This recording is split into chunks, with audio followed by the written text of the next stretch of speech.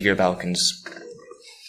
Right, folks, like a very intimate session then.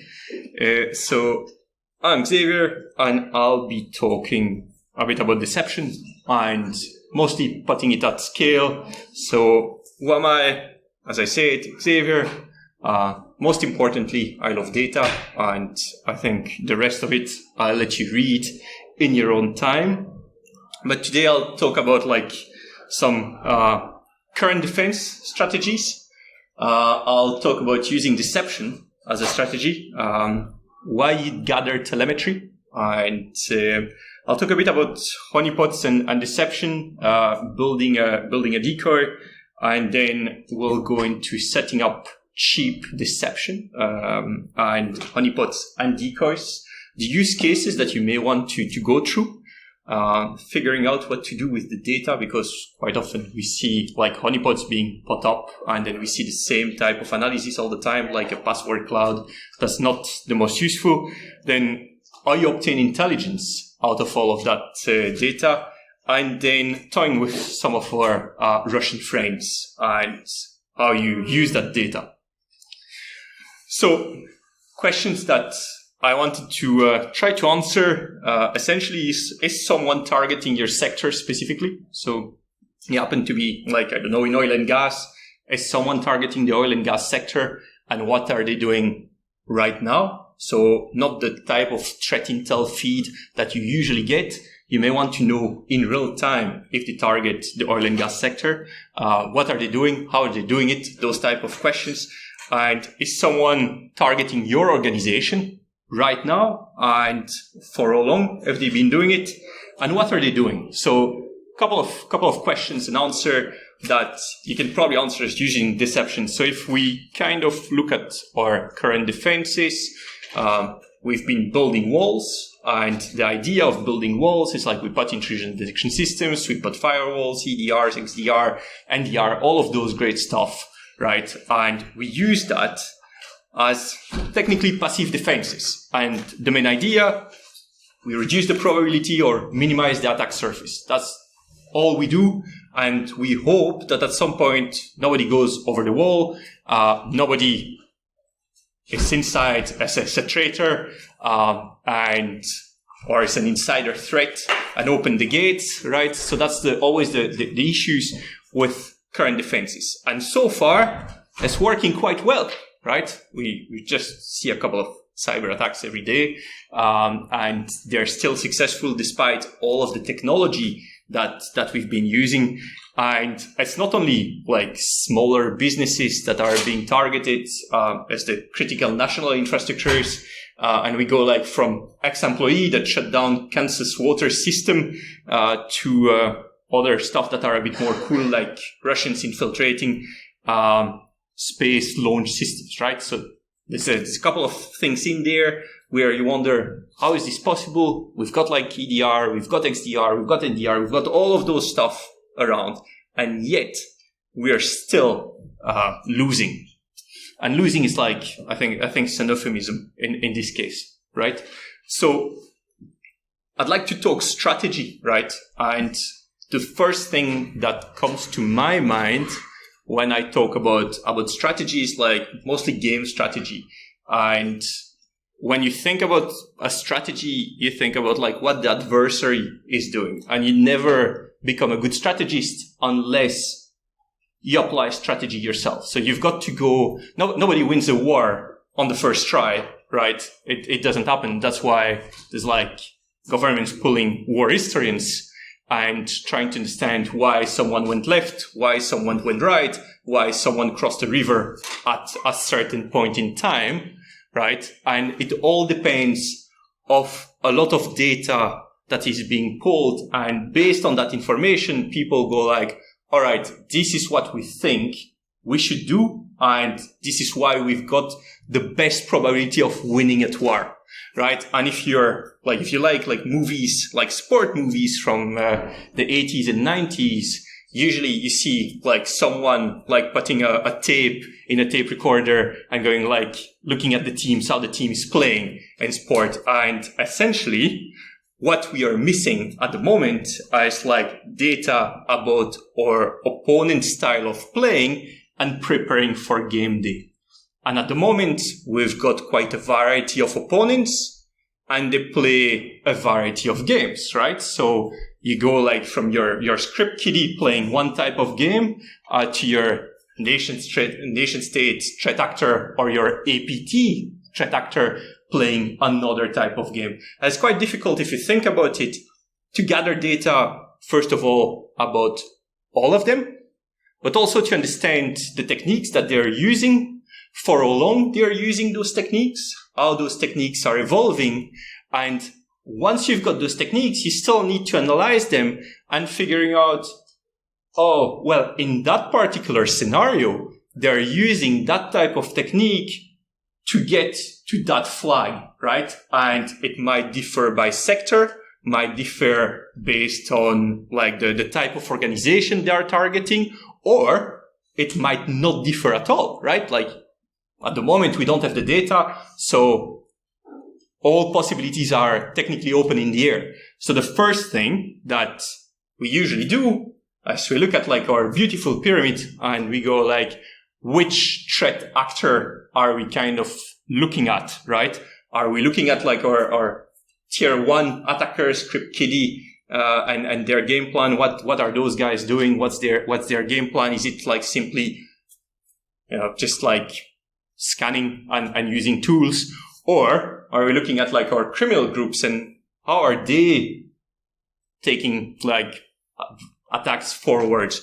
And so if we start concentrating on the threat actors, right, and we start looking at them and trying to understand how they operate and what they want from us, we start seeing a couple of folks like emerging in a lot of cases.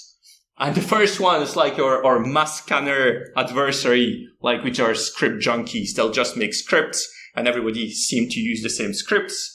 And essentially, they just mass scan based on what's happening and they look for vulnerabilities that they can exploit. And then based on that or the group that they will maybe run a ransomware or do some other operation. You get like your opportunistic adversary. And like, I like to divide those ones because the opportunistic adversary might not always be there, right? VMware ESXi, like a couple of weeks ago being exploited, some people joined in, right? Like you have your mass scanner, like a group that goes and mass scan, but then at some point you start seeing more and more folks joining in and like jumping on that particular opportunity. And then you get like your activist adversary. And these ones are quite cool. They just are ephemeral. They come in, swoop in, and then they disappear. And they might only come in for a single operation. You might never see them again. It's like someone that's at home, like maybe part of Anonymous, maybe part of nothing, but they are just there for a cause and they decide to just come carrying out an attack either alone or in a group, make some damage and then disappear. But all of those have some commonalities, like they use the same scripts. Some of them share them across forums and like other places. They use the same CVEs. They show up at your doorstep and want it. So they're like the three of them just show up and you never want them. They use same TTPs and they're responsible for most of the compromission. And their idea is like quite often to conquer the world. And they look like either like if you're French, Minus Cortex, or I can't remember the name in English, like of that boy. What's the name?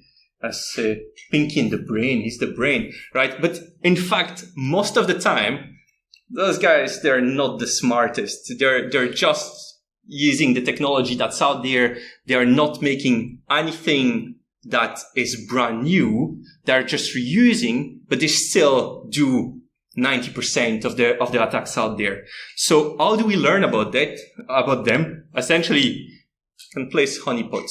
So I got a grief against honeypots, right? So I'll go into that, and you may either believe that I'm a moron, like someone at Tesla that sent me a nice email, nice LinkedIn message. I won at life, right? But essentially, a honeypot is if you ask someone what a honeypot is, it's like a service that you've put out there and that is gathering data. So I basically copied what I posted on LinkedIn, right? In reality, that's true. But the moment you start tweaking it to make it more appealable, is that a word? Appealable? Appealable is not a word. But if you try to appeal people, right, with your honeypot and you start making tweaks, you start entering the field of deception. So in my opinion, a honeypot is something that you just download like Teapot, you place it out there. That's a honeypot. 90% of the data or 99% of the data that you're going to gather is a password cloud. That's great, but not fantastic. You're not going to make use of all of that information. You're going to get like usernames. You're not going to make use of that information. But the moment you start tweaking it and tweaking it against the adversary, you start getting like information that becomes slightly more interesting. So in my opinion, honeypots are a subset of deception, right? And that's important because the moment you start tweaking to an adversary, and obviously we want to appeal to all of the adversaries, right? You then enter the realm of deception. And deception is about gathering the right telemetry at the right time, but making it repeatable. So essentially, you're able to gather information about multiple threat actors in a repeatable way. So deceiving consistently. Obviously, I've got a bit more to that deception story, right? But that's basically the academic definition that I will abide to, right? And so using deception, you get adversaries to come to you. So you don't have to go and chase adversaries, right? You don't have to find them. You can let them come to you. Because same principle as a honeypot, right? Anything that touches it is considered malicious. Now, you've tweaked it. You've tweaked your honeypot or your decoy, or you've built your decoy. And essentially, when it gets compromised, your adversary has only one goal in mind. It's the flag, right? And so they get like that kind of tunnel vision. They are aimed at the flag. They know that stuff are there, right? So they know there's stuff on the side, but they're not able to see it yet, right? Which is great for our analogy. Essentially, you get like the idea of a flat, right? And if you're a burglar and suddenly you break a window of the flat and you enter in bedroom 2, what's going to happen? You're going to know there's going to be a kitchen. You're going to know there's going to be a bathroom. Maybe another bedroom, maybe a TV, right? So you are expecting things, right? Regardless of your knowledge. Whether you're an advanced adversary, which has knowledge of the system, right? There's always going to be something that is unexpected, but there's also something that's going to be expected. Using deception, you can start playing on these biases, essentially, and shape the vision of an adversary. You're going to be able to provide some information, like a certain key that opens a certain door, and you're going to be able to do that consistently to shape the way they see your flat. Whether it's true or not, right? It doesn't matter. Because remember, they're focused on the goal, and the goal in this case might be to steal your TV as soon as possible or as fast as possible. So if you start giving them keys that open certain doors, going into a living room and getting a fake TV, it's still the goal. They are still feeling that they are progressing, but you've shaped their vision and you've let them go from one place to another. Now, the way you do that with deception is by creating essentially a story. So you create a plot, right, for your adversary. And not every adversary is the same.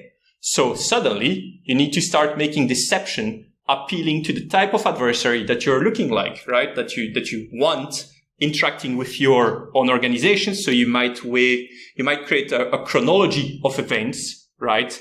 And for that, you tweak your decoys to contain very specific type of data. And the data is tweaked based on the adversary. Like, for example, if you have a script kiddie, the chances of them looking into memory might be very low, right? But they might open a file. So you start making like chronology decisions over your decoys, you start like placing like different types of files using different type of characters that may like programmatically interact with those files. You might put allies and opponents based on what's happening. You could simulate another threat actor currently on the decoy. You can simulate a lot of information that will essentially influence your threat actor. And based off this information, the threat actor is going to either go left, right, continue in his track, or stop there, right? Now, in order to build a decoy for the right threat actor, right, we use ourselves like this model. So it's basically derived out of some sociology course with like routine activity theory. And the idea is that in order for a crime to be committed, you need to have an offender, and that we have. You need to have like an absence of guardian. And so the guardian is essentially in the network. You'd assume that like if they've not been detected by the EDR, they've not been detected by anything else, right? There's an absence of guardian and then a target. And the target needs to essentially appeal to them in credibility. You need to get something out of it. So you want to gather some telemetry. You want to understand what they are doing, how they're doing it, all of those kind of things. Like, are they opening certain files? Are they looking for something that is of value, right? So, for example, you get someone touching like a database of your clients, right? You want to know, are they actually looking for a very specific client? That would be an interesting information. Or are they just dumping the entire database, right? And then you want some dynamicity. And the idea of dynamicity is essentially to get them to believe that what they're on is actually a system being used. It makes it more interesting. If like there's no dynamicity, as an adversary, you may think, well, actually, I might be on a honeypot or in a system that's not being in use, and I might not get closer to my flag, right? So you can use like this type of like models to start building a decoy that fits your target audience, essentially. It's a bit like marketing, right? Like you adapt it to whoever you want to buy your product. In this case, you adapt it to the adversary that you want to attract towards you. And so based on that, you can start like, for example, making a fake wind turbine. And in a fake wind turbine, you would have like PLCs for the gearbox and PLCs for a soft starter. And anybody that is not familiar with like a wind turbine would be like, ooh, that's great. I can interact with a wind turbine. Now, if you start like looking at someone that is familiar with a wind turbine, you get slightly more components, and they might realize that they are actually not on a real wind turbine. So you'd need like, I don't know, speed control, rotor current control, all of those great controls that you would get on a wind turbine, right? So again, adapting to the adversary is key to gather the right information and the right telemetry. And why would you do that, right? Well, because you can then connect it to your fake SCADA system. And your fake SCADA system must be representative of what you have in real life. And from there, you can start gathering information about like something is on the SCADA system, something is browsing, but most importantly, right, you may want to know if someone pressed the brake button. Imagine in a system that, whether it's deployed inside of your network or outside of your network, someone applies the brake system on a wind turbine, that becomes a red flag really fast. And the reason is, if you start applying the brake at the wrong time, right, you end up like with a wind turbine that's on fire. So you can start inferring urgency, right? So as long as the person is there on that decoy doing nothing and having a look, no urgency at all, right? The moment they start interacting with a system that's critical, you may want to be like, that's something that the team should be looking at. Okay? All of that's great, but in order to scale, you need to diversify. So you need to start building more decoys, right? And easy decoys that you can use, like whether you build them yourself or not, are all of those ones, right? You can go and build an SSH box, like you can go and spawn Apache servers, like blank Apache servers, Like the logs will give you a lot of information about people going through like all of the directory busting type stuff, right? So you start getting quite a lot of information out of that.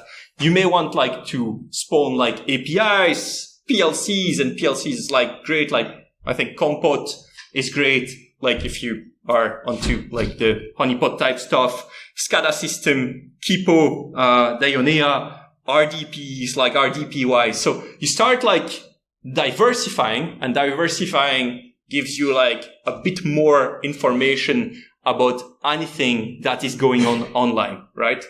And the reason you may want to do that is because like, let's assume that you want data that represent a specific sector. Well, go and deploy them on the cloud, right? And be representative of that sector. You start getting like real-time data. So an easy way to do that, and a cheap way, is like using like Google Cloud, Amazon AWS, Azure, smaller cloud providers. And you can get like cheap hosting and go and deploy like very easily a tons of virtual machines and a tons of like Dockerized decoys, right? Now you're going to say, well, how do I scale that? Because like it's a lot of management, right? So a couple of years ago, there was like the modern Honey network and Nemonize, that's probably the wrong pronunciation, but essentially those tools allow you to actually register the decoys, go and deploy the decoys, and it will essentially normalize all of the logs that you get out of it, right? So suddenly nowadays you could go and deploy hundreds of decoys, gather all of the data, and what's left to you is just the analytics part. So I do it in two ways. So we've got a platform, of course, but essentially you can use like your own normalization scripts. So I've got my own decoys. I deploy like hundreds of decoys every single day and respawn them every single day. I use like Kipo, Dionea. I'll record like user sessions, see what those guys do.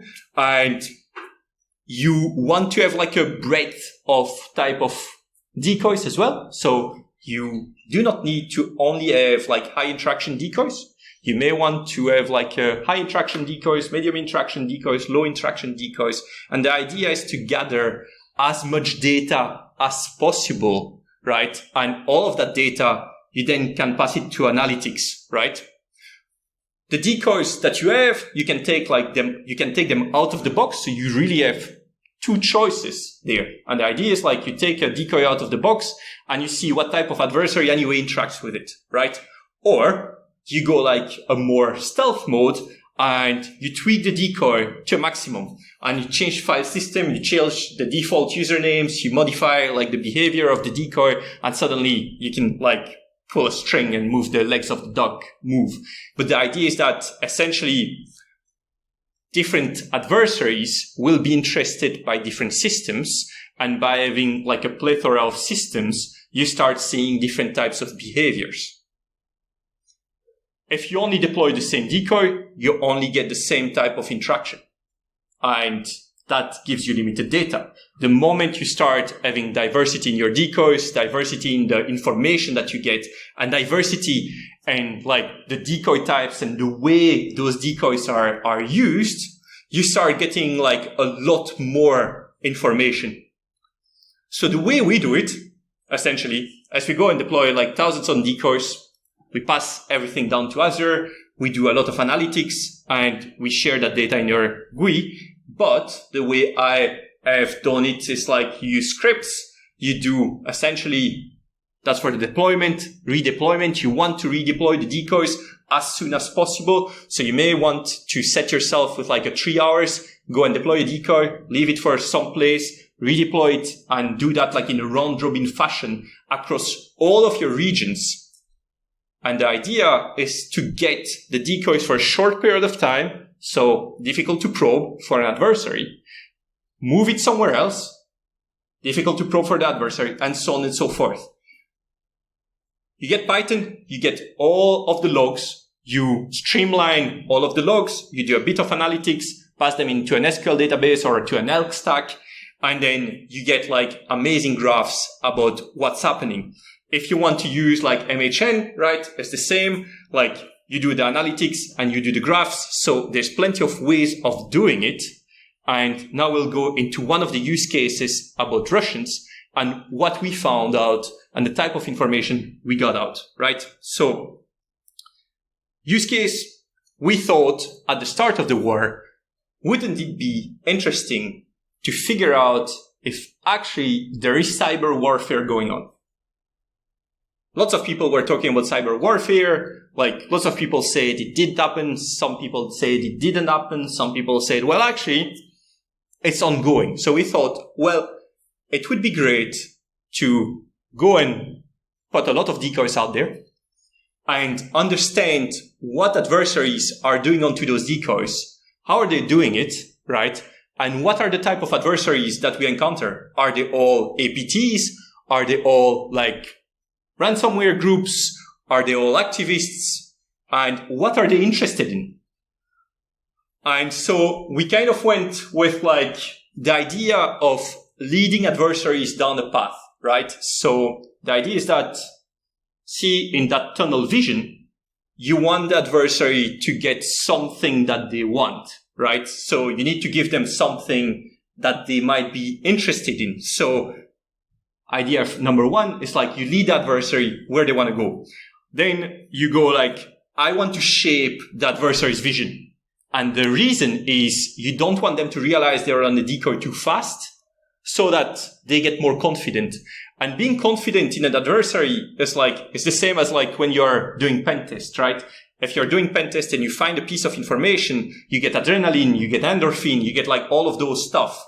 And adversaries have the same behavior, right? So we actually went to talk to psychologists to figure out all of those great stuff. And they told us, well, actually, right, if you give them the right information at the right time, what you end up with is the type of like too good to be true type thing. And the idea is that you get excited by the information that you've just found. And excitement is good because suddenly you focus on that piece of information. And as you focus on that piece of information, you kind of forget what else there is. You kind of like go like, I found that piece of information, I got a release of endorphins, and now I want endorphins again. So you kind of continue in that way. And at some point, you become emotionally involved with the data. You've already spent enough time on getting some piece of data. You've already spent enough time onto that target that it's very difficult for an adversary to turn around and say, actually, I'm going down the wrong way. I'm going to go and try something else. And at that stage, it's great because they will try anything to get to the place you want them to be. And they're more likely to follow the path that you've provided. So working on like crown jewel objectives, right?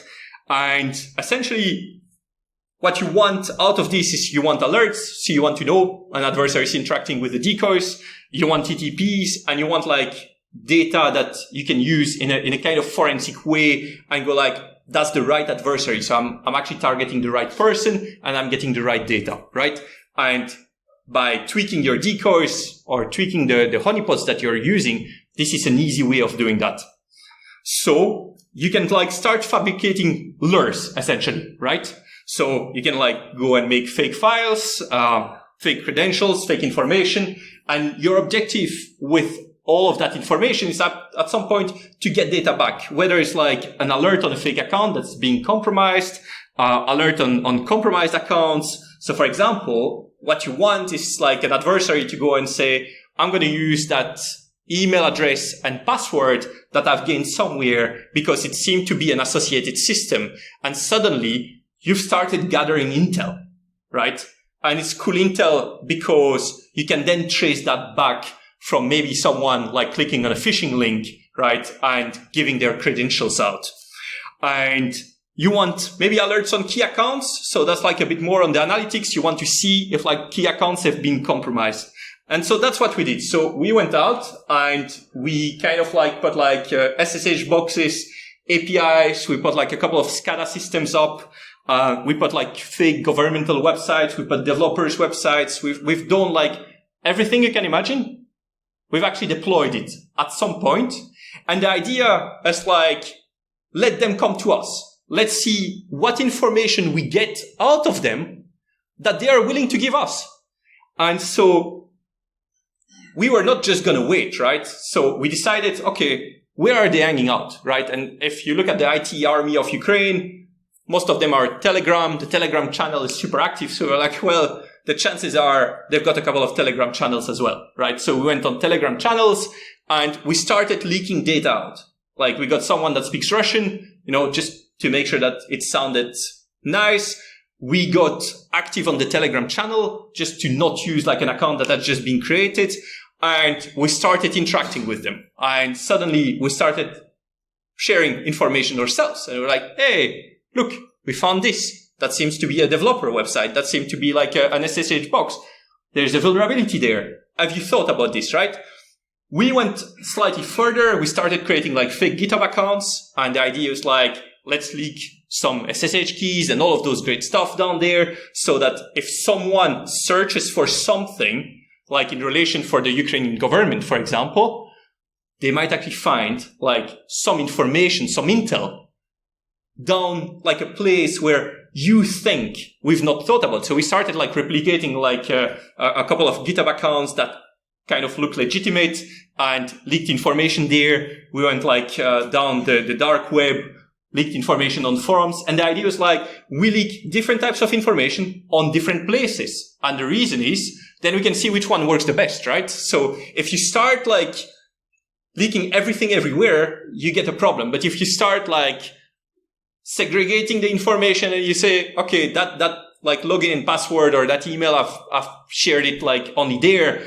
You go like, oh, that's where they are active. That's where they actually use that piece of information, right?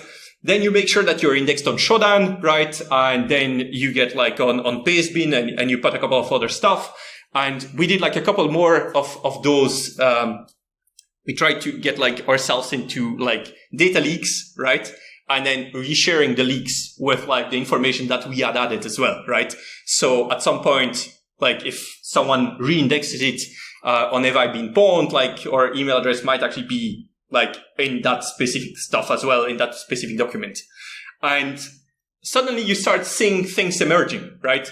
Within a couple of minutes of sharing on some of the medium, we started seeing like folks like targeting or opening the files. So one of them, like this is probably a group, someone downloaded one of the files, and then suddenly the same file was opened like in Russia, in France, in Russia, in Germany, in Sao Paulo, in Russia, in France, and in Russia. And we're like, okay, that's interesting, right? So they've not downloaded 10 times the file. They actually have downloaded the file and then went to share it with one another. And so I should have put the timeline here, but it's the space of like 30 minutes, right? So the file was passed on and then like maybe on a forum or something or in a chat. And then like everybody was like opening the file and it's just like a beaconing file, the same as like what you'd find on Canary Things essentially, right?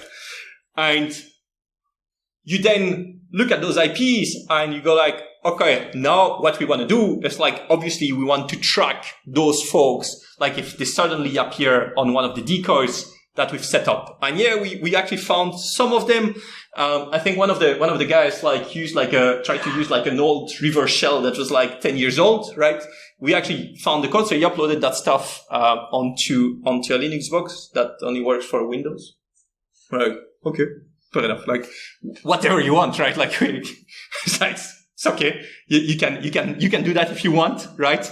And that was like a couple of minutes afterwards. So this is, I think, what we look like. Look how excited we were, right? Or at least this is how I pictured it anyway, because like we are a fully remote company. So, but if we had been behind the same computer, I think we would have been as excited as those people. And essentially, we started getting like a couple of cool stuff, right? The botnet enrollment, that's obvious, right? Like they always want to enroll you in a botnet. Interestingly enough, like some of those guys like decided to do like curl scripts against Ukrainian government. We're like, oh, fair enough, right? Yeah. But I think it's like, in kind of like distributed denial of service. So you go and compromise a host somewhere and then suddenly you make requests of like a Ukrainian government, so you probably need to compromise a lot of hosts until that makes something. But it was fun to see the level, like, which is literally zero, of some of those folks. And then they were like, so we got like a couple of leaked credentials. Couldn't read them. That slide is like too small. I'm too old. But essentially should turn every time. We started having leaked credentials on some of the decoys. So we started seeing like some of the folks, brute forcing some of our decoys, right? And there's a couple of interesting stuff there that it's a behavior we've seen before in the fintech industry, where someone started brute forcing a decoy, and suddenly you get like a lot of dictionary attacks, right? And you go like, oh, that's an interesting way of doing it. Like everybody does it the same. But then at some point, maybe like 80 hours later, someone changes tactic, and suddenly you've got like a single email brute forcing, or the brute force for a single username. And you go like, that's an interesting change of tactic. So obviously they know something about that particular person or that particular, that particular person or that particular credential. So obviously that's a person with, maybe authority. That's a person with administrative rights or those kind of stuff. And then at some point, like another, maybe 24 hours, 48 hours later, we started like seeing like another behavior where, interestingly enough, they had gone and taken like some information elsewhere, and we see them like using that information to log in onto the decoys, but with valid credentials, and the password looks like a real password. It looks like something that has complexity in, and you just go like, oh, that's interesting. And so it turns out some of those passwords have been leaked online, and they are passing. And essentially what they do, like at first we thought maybe they've gone on, have I been pwned and those kind of stuff.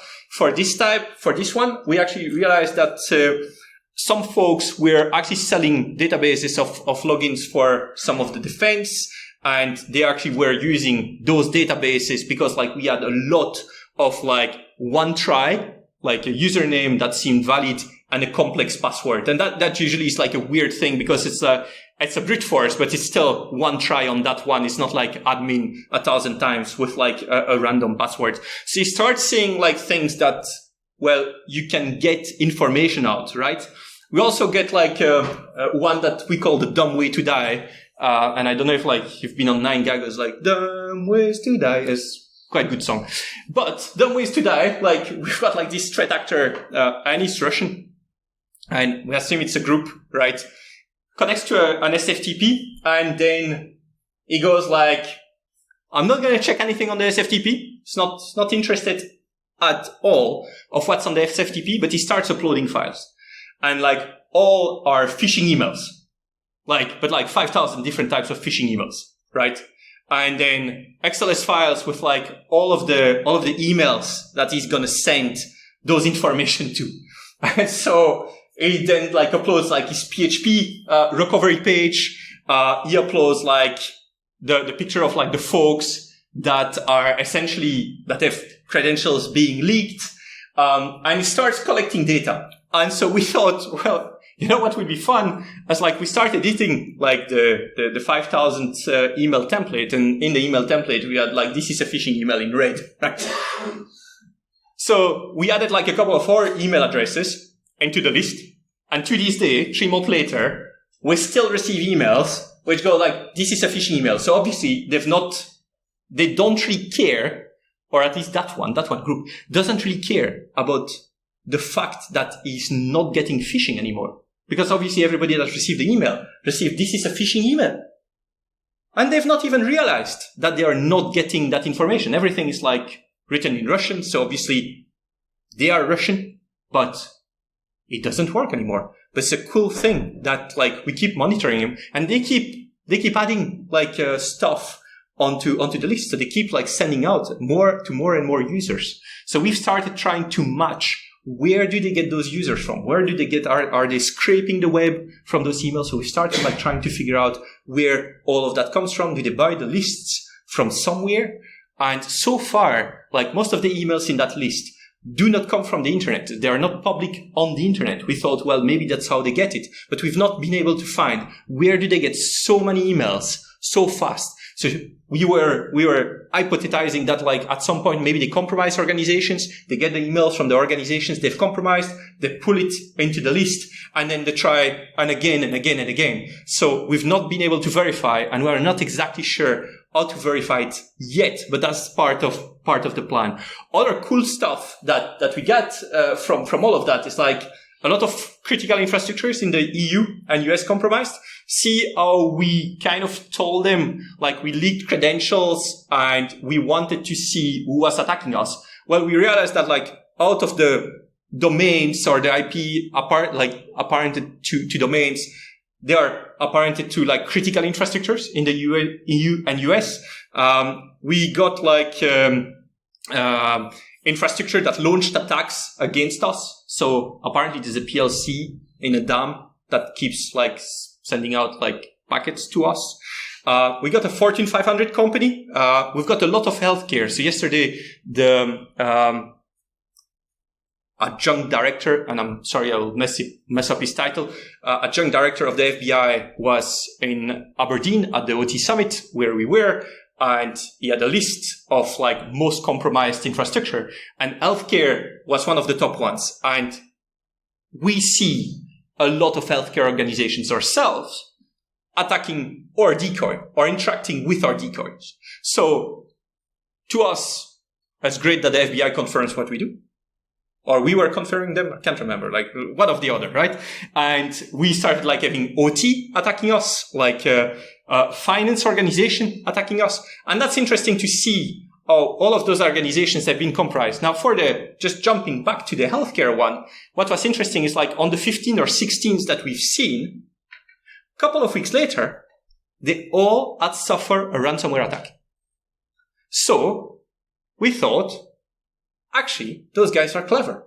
They maximize, right? First, they compromise. They may get the data out or some of the data out. Then they launch attack against like Ukraine, decoys, like any target that they might think of. And then once they finish with the infrastructure, or maybe they believe they're on the verge of being discovered in that infrastructure, they go like, ransomware. So now suddenly they've got like some of the data out, which might be ransom number 1, right? And then ransomware, ransom number 2, whether they want to do that or not. But that's interesting. So we are monitoring the rest of those infrastructure to see if they all suffer the same pattern. And if they suffer the same pattern, it's quite interesting because those guys definitely are good at maximizing. And they know exactly what they're doing. And the question is now, are they divided in multiple groups following the same kind of thing, right? Like maybe they all follow the same routine, right? Or is this the same group that we've seen? And like, maybe it's like super large, or maybe there's someone that shared that this is probably the best way of doing it, right? We don't know yet. But as we move forward, we start getting that information and more information about like, we start building that picture, that contextual picture of what adversaries are doing. Of course, we gathered quite a lot of scripts, botnet scripts like DDoS scripts and crypto miners of those great stuff. Not really interested for us is we're not going to go and reverse engineer them, right? But like we keep gathering them and constituting our malware zoo. And the scripts, like some of them are interesting, some of them slightly less, right? Like we see quite a lot of them using, like they are not custom scripts, right? So if you paste the code in GitHub, you'll find the code. So obviously they use GitHub quite a lot. So they reuse like code that someone else has written. We have seen a couple of scripts that you can clearly see it's made for them. It contains like Russian language. It contains like, you can clearly, unless it's a false flag operation, but the chances are probably not, right? But we start seeing like cool stuff happening over and over again. And that tells us that indeed they often focus more on the flag than caring about what's on the outskirt. Now, you can go and do that right now by deploying decoys yourself, right? But we thought, why stop there? Why not just go and gather even more intelligence, right? Like maybe we can just like automate all of the stuff that I've talked to you, but go the extra mile. So we went on and we created like clusters, decoy clusters. And we went like full on, like space, IoT, healthcare, oil and gas, finance, operational. We've got maybe 20 clusters. And we make them move all the time. And we create more decoys all the time. And we adapt decoys all the time. And we have like a shitload of decoys, right? And the idea is like not only gathering the noise, it's reacting to people. We want to react to what those folks are doing. So we went like, what if we could deploy those decoys on events, right? But like, when I'm saying on events, it's like really on events, like 10 minutes of an event happening. You want decoys to be like skinned and usable, right? And the idea is that the moment something happens, you start getting that real-time data flowing in, right? The moment something happens, you start leaking data automatically to different places, right? Because we've already figured out how to do it. Like plenty of those places have APIs. So you start like, can we generate data and automate data? Of course, at some point it might become obvious, but by that time we'll figure something out and we'll start creating new accounts and, rotating. So we now go on events like a pipeline exploding in the North Sea. Bam, decoys, like Putin's speech. Look how beautiful he is giving that speech. Decoys. Biden and Duda, right, in Poland, like a couple of days ago. Decoys. Like, or brave Chancellor Scholz that has finally admitted that he was going to give thanks. Decoys. Like, just pop decoys. Like, earthquake in Turkey. Decoys. The idea is just like, every time something happens in the world, we'll just pop stuff up. And again, not that complicated. Like once you've built a couple of the scripts, you just press a button, the decoys get deployed, you write to a couple of APIs, data gets deployed, and it doesn't matter if you get nothing out of it. What matters is that if you get something out of it, right? The idea is like to get quite a lot of information and then you just have to filter the information. But because you know that nothing should touch them, right? Technically, nothing should touch your decoy. Anything that touches it is probably malicious. And anything that they will put against, if like it's unimportant, you'll be able to filter it because some of that information will be known to you. At some point, you start finding patterns like these guys, right? This couple of patterns. So 164 is a number that we see all the time. 164 interaction on any of your servers, any of interaction from an IP address, it's a scanner. That's what they do. It's like that number 164 never changes. There's hundreds of IPs just doing 164. There's hundreds of IP doing 21, 23, 25. Same. They look for like a very similar vulnerability. Sometimes there's a tiny variation. But now you start like finding out like all of the scanners. So what do you look for? You look for the one interaction. You look for the less interaction. You look for the person that goes, connects and uses something that you've not seen before. So you start filtering quite a lot of that noise, right? But sometimes noise is good. You don't want to filter all of it. What you want to do is like in a data lake type thing is like hot cold pipeline, right? Type thing, right? Where you've got something that you spill out directly because you know what it is. And then you've got a couple of stuff that you keep, at the back of your mind. And when you've got the analytics capability, you just go and like dig through it, right? And so, for example, the ESXi mass scan that was happening a couple of weeks ago, we saw it happening almost instantaneously.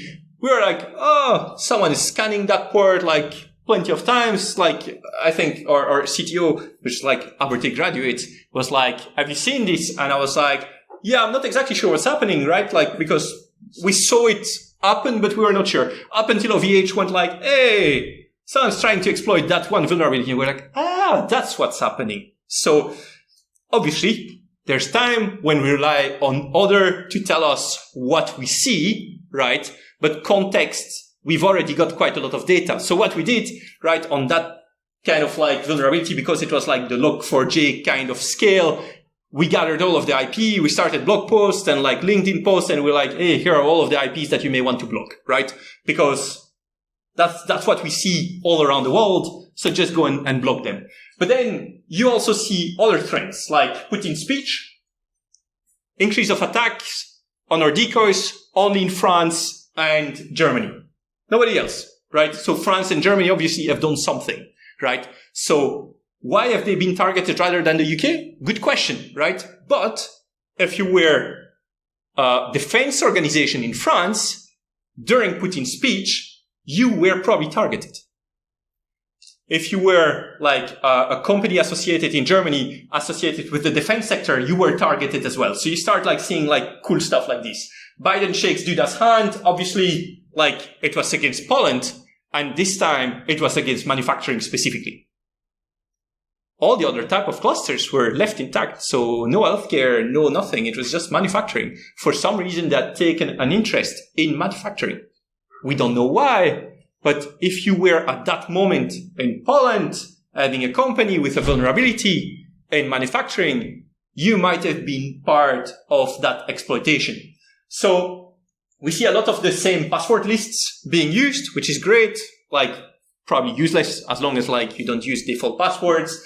Same CVs being scanned for. And what we see is like after a couple of minutes, you start seeing like a lot of people, like a CV is being exploited, like the ESXi, and suddenly you see more and more and more people, but they're not the same group. What you want to gather is that information at the start, like the groups, like would they have compromised really at the start? So because like the ones that are added like about an hour later, they are not the same one scanning. They're probably someone that is just doing mass scanning because the mass scanning is happening and is being reported, right? Interesting to see who's attacking who, because obviously we start seeing like, that scanner, we see them in very specific regions, and we start like seeing scanners like attacking like specific types of cloud or specific types of region, or sometimes like a specific sector in a very specific region. So you start like funneling all of the data and gathering like some contextual intelligence that might apply specifically to you, right? And that is real time.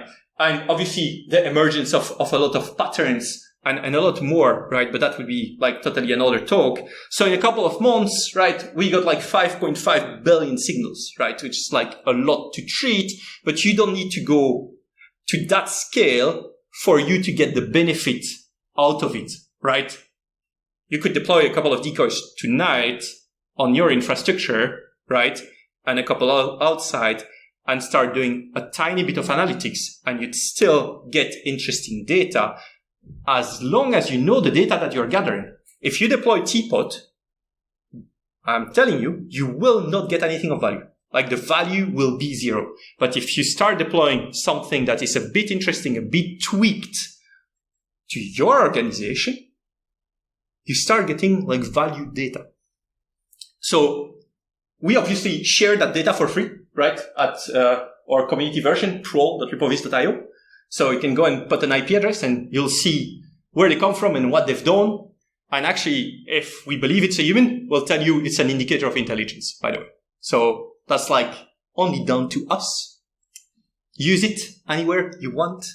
Because if you see a human, if you've got a way to identify a human, right, put it as an indicator of intelligence. That's what we started doing. We think it's a human.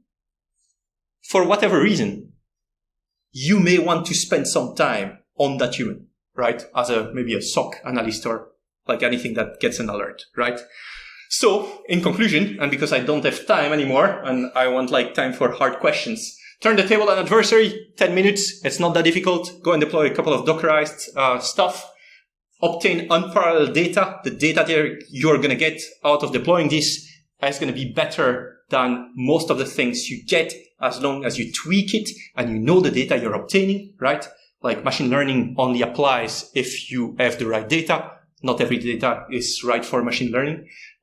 You get 0 to low false positive because like the chances are like anything touching it is like a false positive, like it's a true positive, right?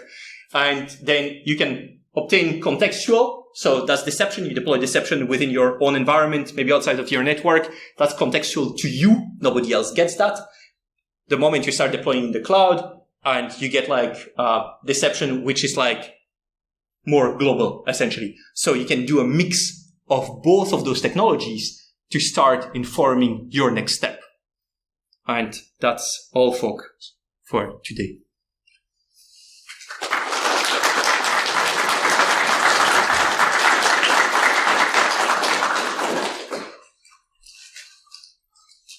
Any questions? No? Oh, that's disappointing. Please ask me a question. Threat actors, from what you've gathered so far, have their tactics changed at all? Because obviously it's become more mainstream with like people monitoring and stuff like that. Or has it stayed about the same?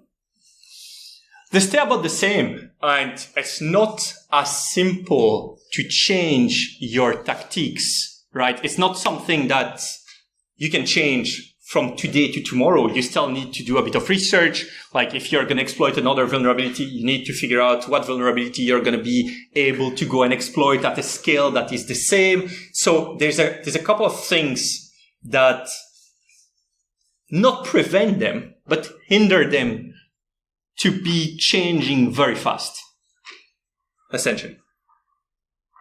So, but I think over time they evolve, right? So depending on what's happening, and so for example, ransomware has decreased, right?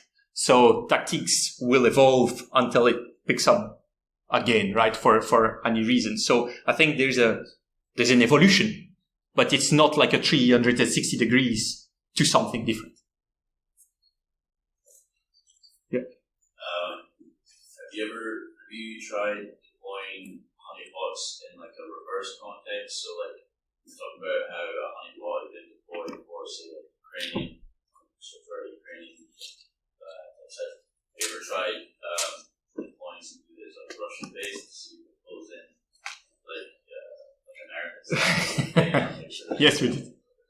But I cannot tell you what the answer is. So, 2 more minutes. Any questions? More questions? Yep. What's the sort of B2B play with this? Do you work with, for example, existing companies and maybe like say, hey, if you're going to one of your subdomains and get some cool stuff, or like what's... No, so like basically we are a deception company, right? So we'll sell you deception and we sell you access to the data lake, essentially, right?